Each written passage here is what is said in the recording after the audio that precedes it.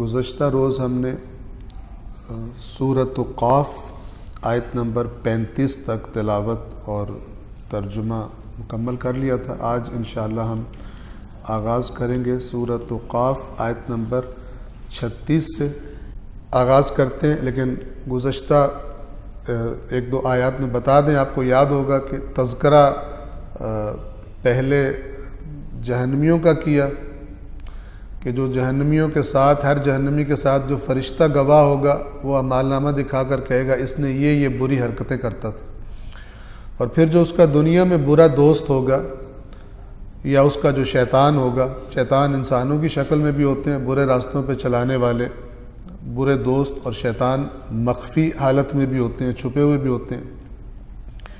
تو وہ شیطان اللہ کی بارگاہ میں عرض کرے گا میں نے تو اس کو نہیں گمراہ کیا تھا، یہ خود بہت غلط آدمی تھا، خود بڑا دور تک یہ چلا گیا تھا گمراہی میں، اللہ قبول نہیں فرمائے گا، کہے گا میں نے دنیا میں جو بتانا تھا تمہیں بتایا تھا، اس وقت تم نے نہیں سنی، تو اب کوئی واپسی کا راستہ نہیں ہے، اور نہ ہی میرے پاس کوئی بات بدلتی ہے اور نہ ہی میں ظلم کرتا۔ اور اس کے بعد پھر جہنم سے کہا جائے گا کہ تو بھر گئی، تو وہ کہے گی کہ کیا اور بھی ہیں، یعنی میں تیار ہوں جہنمیوں کو، تیرے نافرمانوں کو اپنے اندر ڈالنے کے لیے۔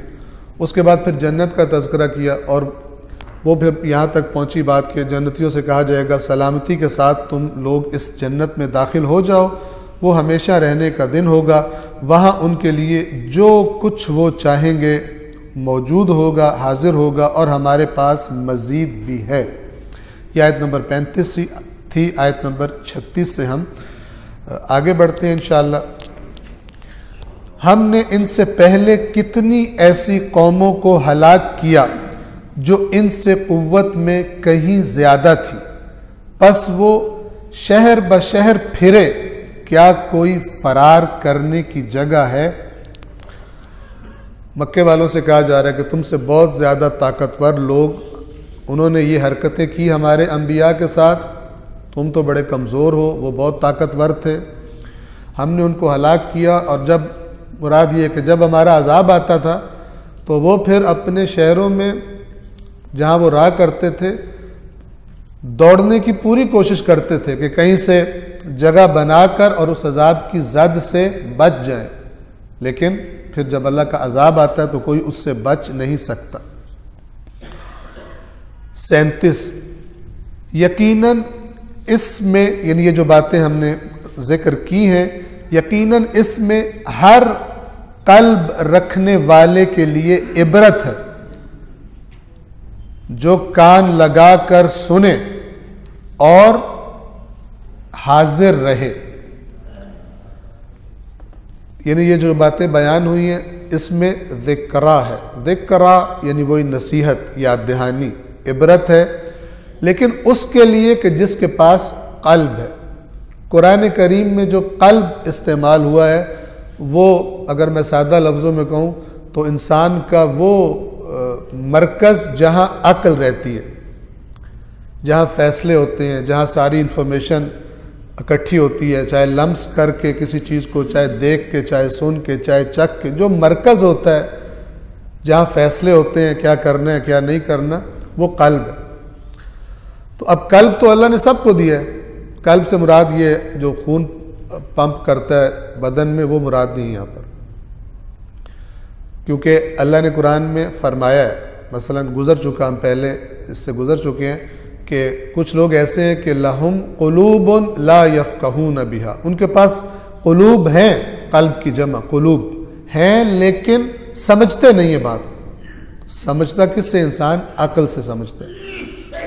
تو اب یہ یہاں پہ کہہ رہے ہیں کہ جس کے پاس قلب ہو، تو اگر کوئی قلب تو سب کے پاس ہے، تو خداوند عالم جو قلب کو، عقل کو استعمال نہیں کرتا ان باتوں میں جن میں خدا چاہتا ہے کہ وہ غور کرے اور نصیحت حاصل کرے، تو اللہ تعالیٰ فرماتا ہے گویا ہے ہی نہیں قلب اس کا۔ جیسے آنکھوں والوں کو اللہ نے کہا ہے کہ یہ اندھے ہیں، کانوں والوں کو کہا ہے یہ بہرے ہیں، اے رسول تو اندھوں کو دکھائے گا، اے رسول تو بہروں کو سنائے گا، اے رسول جو قبروں میں پڑے ہیں تو ان کو سنائے گا۔ حالانکہ مراد قبروں والے مردے نہیں ہیں، یعنی اپنی دنیا میں دفن ہو گئے، اپنی دنیا کی آرزوؤں میں، دنیا کمانے میں اس طرح غرق ہو گئے کہ نہ ان پر اللہ کی آیت کا اثر ہوتا ہے، نہ ان پر رسول اللہ کے فرمان کا اثر ہوتا ہے۔ تو یہ مراد ہے، جس کے پاس قلب ہے اس کے لیے یہ نصیحت ہے، یعنی جس کا قلب ہے اور ابھی زندہ ہے، اللہ کی بات پتھر نہیں بن گیا، مور نہیں لگ گئی کہ اس پر یہ بات اثر کرے گی، اس کے لیے نصیحت ہے۔ اور جو کان لگا کر سنے اور حاضر رہے جہاں پر نصیحت کی بات کی جا رہی ہو۔ آیت نمبر 38، اور یقیناً ہم نے آسمانوں اور زمین اور جو کچھ ان کے درمیان ہے سب کو 6 دنوں میں پیدا کیا۔ ہم پہلے بھی عرض کر چکے، یہ 6 دنوں سے مراد گویا کہ 6 مرحلے، 6 سٹیجز ہیں، چونکہ آپ کو پتہ ہے کہ یوم جو اس ہماری زمین کا دن ہے وہ تقریباً 24 گھنٹے کا ہے، لیکن اللہ نے ایسے دن کا بھی تذکرہ کیا جو 50,000 سال کا ہوگا۔ تو ان دنوں سے مراد گویا کہ 6 مراحل ہیں کہ جن 6 مراحل میں یہ کائنات خلق ہوئی، آسمان اور زمین اور جو کچھ ان کے درمیان ہے سب کچھ کو 6 دنوں میں پیدا کیا، اور ہمیں کوئی تھکاوٹ نہیں ہوئی، کوئی تھکاوٹ نہیں ہوئی کہ تم کہو کہ اب دوبارہ پیدا کرنا بڑا مشکل کام ہے، ہم دوبارہ پیدا نہیں کیے جائیں گے۔ پس جو باتیں یہ کر رہے ہیں اے رسول آپ ان کی باتوں پر صبر کیجیے، اور طلوع آفتاب اور غروب آفتاب سے پہلے اپنے رب کی حمد کے ساتھ تسبیح کرے، وَسَبِّحْ بِحَمْدِ رَبِّكَ۔ اور یہ آیت اور اس جیسی آیات سے یہ جو ہم رکوع اور سجدے میں ذکر کرتے ہیں، ہم جو کہتے ہیں سبحان ربی العظیم وبحمدہ، یہ سبح بحمد ربک، یہ انہی آیات سے وہ تسبیح بنی ہے۔ رکوع میں ربی العظیم کہتے ہیں اور سجدے میں سبحان ربی الاعلی، کہ جو پھر روایات میں بیان کیا گیا کہ سجدے میں یہ ذکر ہے اور رکوع میں یہ ذکر ہے۔ اپنے رب کی حمد کے ساتھ تسبیح کریں۔ طلوع آفتاب سے پہلے یعنی نماز فجر، غروب آفتاب سے پہلے نماز عصر بالخصوص اور نماز ظہر اور عصر دونوں، اور رات کے وقت بھی، اس سے مراد نماز عشاء ہے یا نماز مغرب ہے، اور سجدوں کے بعد بھی اس کی تسبیح کرے۔ اس سے مراد وہ تسبیح ہے کہ جو بالخصوص تعقیبات میں ہم نماز کے بعد پڑھتے ہیں۔ انہی آیات کے نتیجے میں کہا گیا کہ البتہ ظاہر ہے کہ وہ تسبیح جو بیان کیا گیا واجب نہیں ہے، اور صرف ایسا نہیں کہ وہ کر لی تو اور مثلا نہیں کی جا سکتی، یہ ایک اوورآل حکم ہے۔ یعنی آپ ان کی باتوں پر یہ جو آپ کو تانے دے رہے ہیں، کوئی آپ کو جادوگر کہہ رہا ہے، کوئی آپ کو نعوذ باللہ کذاب کہہ رہا ہے، کوئی ساحر کاہن کہہ رہا ہے، کوئی مجنون کہہ رہا ہے، کوئی شاعر کہہ رہا ہے، آپ صبر کریں۔ فَاصْبِرْ عَلَىٰ مَا يَقُولُونَ، یہ جو کہہ رہے ہیں آپ صبر کریں اور آپ اللہ کی طرف متوجہ رہیں، اور جو کام آپ کے ذمے آپ نے وہ کرنا ہے۔ پھر فرمایا آیت نمبر 41 میں، اور غور سے سن، وَاسْتَمِعْ، ایک ہوتا ہے اسمع اور ایک ہوتا ہے استمع۔ آپ نے دیکھا ہوگا جب مردوں کو وہ تلقین پڑھتے ہیں تو کہتے ہیں اسمع، سن، استمع غور سے سن۔ جیسے کہا گیا جب قرآن پڑھا جائے وَإِذَا قُرِئَ الْقُرْآنُ فَاسْتَمِعُوا، غور سے سنا کرو، وَأَنصِتُوا، اور سننے کے لیے چپ کر جایا کرو، لَعَلَّكُمْ تُرْحَمُونَ، تاکہ تم پر رحم کیا جائے۔ تو یہاں پہ غور سے سن، کیا سن؟ جس دن منادی، ایک ندا دینے والا قریب سے پکارے گا، یعنی جب قیامت کے دن سور پھونکا جائے گا اور وہ آواز آئے گی تو ایسا نہیں ہے کہ کہیں دور سے آئے گی، ہر ایک کو ایسے لگے گا جیسے مثلا میرے بالکل قریب سے یہ آواز آئی ہے۔ اور یہ فرمایا کہ سن، اور ظاہر بات ہے کہ جس وقت یہ آیت نازل ہوئی اس وقت تو آواز نہیں آنی، لیکن گویا کہ اتنی یقینی ہے کہ آج تصور کر کے وہ آواز آ گئی۔ یہ قرآن کہنا یہ چاہتا ہے کہ ابھی تصور کرو کہ اپنے اپنے کاموں میں لگے وہ اچانک قیامت کا اعلان ہو گیا۔ اس دن لوگ اس زبردست چیخ کو حقیقتاً سنیں گے، وہ قبروں سے نکل پڑنے کا دن ہوگا۔ ذالک یوم الخروج، خروج کا دن ہے، باہر نکل آؤ۔ یقیناً ہم ہی زندہ کرتے ہیں اور ہم ہی مارتے ہیں، اور باز گشت بھی یعنی دوبارہ لوٹنا بھی ہماری ہی طرف ہے۔ یہ بھی آپ کو بتا دیں کہ کچھ مریض اور لغویات بولنے والے اس ہم میں کہتے ہیں یہ ہم کون ہے، اور پھر قوم کو گمراہ کرتے ہیں کہ ان کاموں میں مثلا اہل بیت اللہ کے شریک ہے، اللہ شریک سے پاک ہے۔ اب یہاں پہ کہہ رہا ہے اِنَّا نَحْنُ نُحْيِي وَنُمِيتُ، دوسری جگہ پہ بتایا ہوا ہے هُوَ الَّذِي يُحْيِي وَيُمِيتُ، وہی ہے جو زندہ کرتا اور مارتا ہے، کوئی اس کے ساتھ زندگی اور موت کا مالک نہیں ہے، مالک اللہ ہے۔ اسی طرح اگر فرمایا کہ ہم رزق دیتے ہیں تو جو مریض ہے، جو قرآن نے کہا ہوا ہے کہ متشابہات، جس سے دوسرا معنی نکل سکتا ہے، متشابہات کے پیچھے وہ جاتے ہیں جن کے دلوں میں ٹیڑھا پن ہے تاکہ فتنہ کرے، حالانکہ محکمات میں موجود ہے۔ مثلا اگر قرآن میں یہ ہے کہ ہم رزق دیتے ہیں، نحن نرزقکم، ہم رزق دیتے ہیں، تو دوسری جگہ پر یہ ہم بادشاہ والا ہم ہے، جو ایک بڑی شان والا، جیسے بادشاہ اپنے آپ کو ہم کہتا ہے، ٹھیک ہے نا، یا جیسے مثلا جو اردو زبان ہے وہ بھی میں کی جگہ اپنے آپ کو ہم کہتے ہیں، ہم نے یہ کہا، ہم نے یہ سنا، ٹھیک ہے۔ تو دوسری جگہ پر اللہ نے کتنا کلیئر بتا دیا۔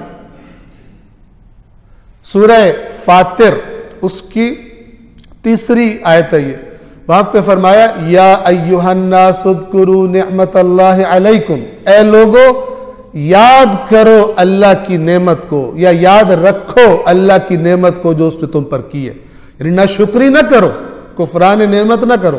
اور کون سا کفران نعمت ہے؟ آگے بیان کیا، ہل من خالق، ہے کوئی اور خالق؟ یہ مریض کہتے ہیں ہے۔ کتنا آپ کافی عرصے سے قرآن سن رہے ہیں، کتنا اس بات کا تذکرہ ہے قرآن میں، اس کے باوجود یہ چیزیں بولی جاتی ہیں۔ یا ایھا الناس اذکروا نعمت اللہ علیکم، اے لوگو جو اللہ نے تم پر نعمت کی ہے اسے یاد کرو یا یاد رکھو۔ ہل من خالق غیر اللہ، کوئی ہے اللہ کے علاوہ خالق؟ یرزقکم، جو تمہیں رزق دیتا ہو، من السماء والارض، آسمان اور زمین سے، لا الہ الا ہو، کوئی معبود نہیں اس کے علاوہ، فَأَنَّا تُؤْفَكُونَ، کہاں تمہیں جھوٹ میں گمراہ کیا جا رہا ہے، تمہارا منہ پھیرا جا رہا ہے، پھرایا جا رہا ہے۔ اور پھر اگلی آیت میں فرمایا وَإِن يُكَذِّبُوكَ، اے رسول اگر یہ آپ کو جھٹلا دیں، یعنی یہ کہیں کہ اور بھی کوئی خالق ہے، اور بھی کوئی رازق ہے، اگر آپ کو جھٹلا دیں، فَقَدْ كُذِّبَتْ رُسُلٌ مِّن قَبْلِكَ، تو یقیناً آپ سے پہلے بھی رسولوں کو جھٹلایا جا چکا ہے، وَإِلَى اللَّهِ تُرْجَعُ الْأُمُورُ، اور ساری باتیں اللہ کی طرف پلٹائی جائیں گی، وہ فیصلہ کرے گا۔ فَاللَّهُ يَحْكُمُ بَيْنَهُمْ يَوْمَ الْقِيَامَةِ فِي مَا كَانُوا فِيهِ يَخْتَلِفُونَ، تو آپ تو بتا دیں صاف صاف، پھر اللہ قیامت کے دن فیصلہ کرے گا جن باتوں میں یہ اختلاف کرتے تھے۔ وَضَلَّ عَنْهُمْ مَا كَانُوا يَفْتَرُونَ، اور جو یہ افترا کیا کرتے تھے ان سے گم ہو جائے گا۔ ایک صلوات پڑھیے محمد وآل محمد۔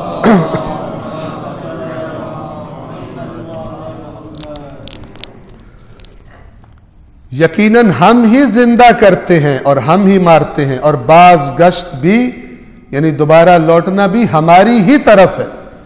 اس دن زمین ان پر سے تیزی سے پھٹ جائے گی،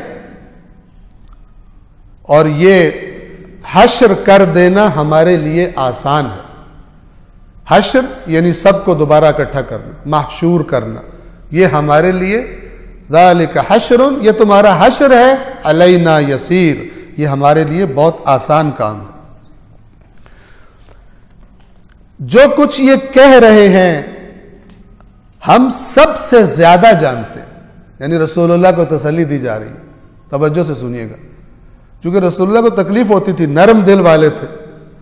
ایک مخلص ہو، آپ دیکھیں ایک باپ ہو بہت ہی سمجھدار، بہت ہی اپنے اولاد سے پیار کرنے والا، اور بیٹا جو ہے وہ کسی گندی صحبت میں پڑھ کر نشے پہ لگ گیا ہو یا بہت بری طرف جا رہا ہو جہاں پہ اس کی ہلاکت ہو، جرائم پہ لگ گیا ہو، باپ اسے سمجھائے اور وہ باپ سے بدتمیزی کرے، باپ کو کتنی تکلیف ہوگی۔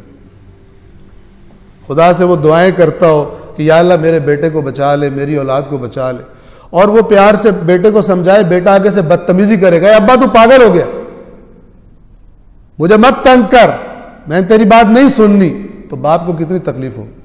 تو لہذا یہ اللہ نے بار بار رسول اللہ کو تسلی دی ہوئی، اور کیا فرمایا؟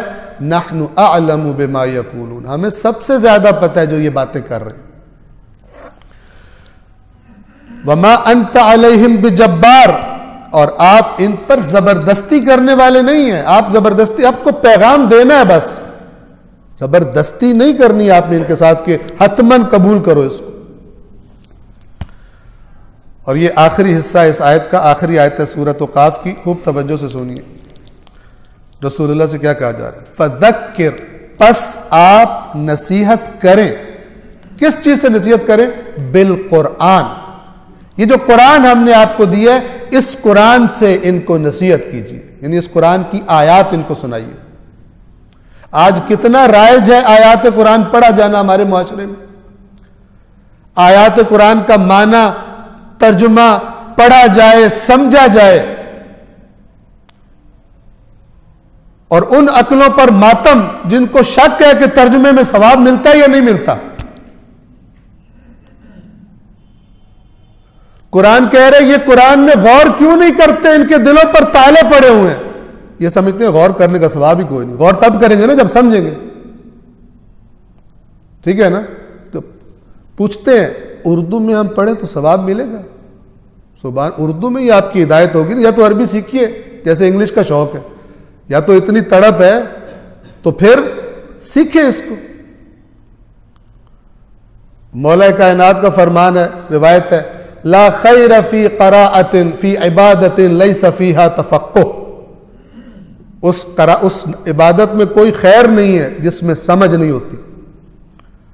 ولا خیر فی قراءۃ لیس فیہا تدبر، اس قرات میں کوئی خیر نہیں جس میں تدبر ہو ہی نہ، اس لیے قرآن نے کہا کہ جو تدبر نہیں کرتا اس کے دل پہ تالا پڑا ہو۔ اس کے باوجود عجیب و غریب، میں کہا کرتا ہوں، دوبارہ یاددہانی کروا دوں، توجہ فرمائیے گا، جس نے یہ سورت پڑھی اس کو اتنا ثواب ملے گا۔ میں آپ کو ایک کتاب دوں، قرآن کی بات کو ذرا سائڈ پہ کر دیجئے، میں آپ کو ایک کتاب دوں جو چائنیز زبان میں لکھی ہوئی ہو، اور میں کہوں آپ اس کو پڑھیں تو آپ کو بہت فائدہ ہوگا، اس کا کیا مطلب ہے؟ اس کا مطلب ہے نہ سمجھو۔ جنہوں نے یہ احادیث فرمائی تھی وہ عرب تھے، جو سنتے تھے سامنے بیٹھ کے وہ بھی عرب تھے، نہ سمجھنے والا تو پتہ نہیں کس نے شوشہ چھوڑا ہے، کس نے چھرا مارا ہے پشت میں مسلمانوں کی، جس نے کہا بغیر سمجھے لگے رہو، چھینا ہے قرآن کو، تاکہ قرآن کے خلاف جو باتیں کی جاتی ہیں پبلک کو پتہ ہی نہ چلے، جو مرضی ان کو کھلا دو۔ وہ جو فرما رہے تھے کہ جو اس کو پڑھے گا یہ ہوگا، تو وہ اس لیے فرما رہے تھے کہ پڑھے گا تو پھر اس پہ عمل بھی کرے گا، یہ اللہ کی ہدایت ہے۔ یہ قرآن کیا کہہ رہا ہے؟ فذکر بالقرآن، اے رسول قرآن سے نصیحت کیجئے۔ کس کو؟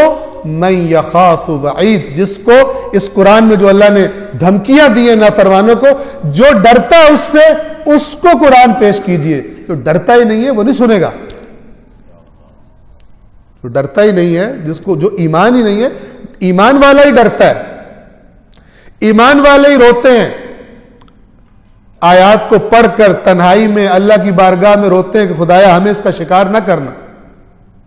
رسول اللہ پر کتنی مصیبتیں ان کفار اور مشرکوں نے اور پھر منافقوں نے، روتے ہیں، آنکھوں میں آنسو آتے ہیں، ان کے پتھر نہیں ہوتے کہ ان کو آنسو ہی نہ آئے. فرمایا یہ جو کچھ کہہ رہے ہیں ہم اسے سب سے زیادہ جانتے ہیں اور آپ ان پر زبردستی کرنے والے نہیں ہیں. بس آپ اس قرآن کے ذریعے اس شخص کو نصیحت کریں جو ہمارے عذاب کا خوف رکھتا ہے. ہمارا تو خوف ہی نکال دیا گیا، تمہاری تو جنت پکی ہے، تمہارے تو کچھ ہو ہی نہیں سکتا، تمہیں تو جنت میں دوزخ میں لے کے جا رہے ہوگے، آگے سے کہا جائے خبردار یہ ہماری پارٹی کا بندہ ہے، اس کو لے جاؤ جنت میں. جیسے اللہ سے بغیر پوچھے فرشتے دوزخ میں لے کے جا رہے ہوں. اللہ کے ڈیسیجن کے بغیر فرشتے جو کہ خلاف قرآن ہے، اللہ کے حکم کے بغیر کچھ بھی نہیں کرتے. لا یسبقونہ بالقول، بات بھی پہلے نہیں کرتے اللہ سے. عجیب و غریب داستانیں درست کر لی اور قبول وہی کرتا ہے. میں بار بار کہتا ہوں کہ جس نے یہاں سے نہیں لیا اور اس کی سزا ہے، جس نے قرآن کو نہیں لفٹ کرائی اس کی سزا ہے کہ وہ اسی قسم کی باتوں اور افسانوں میں الجھا رہے. صلوات پڑھیے محمد و آل محمد.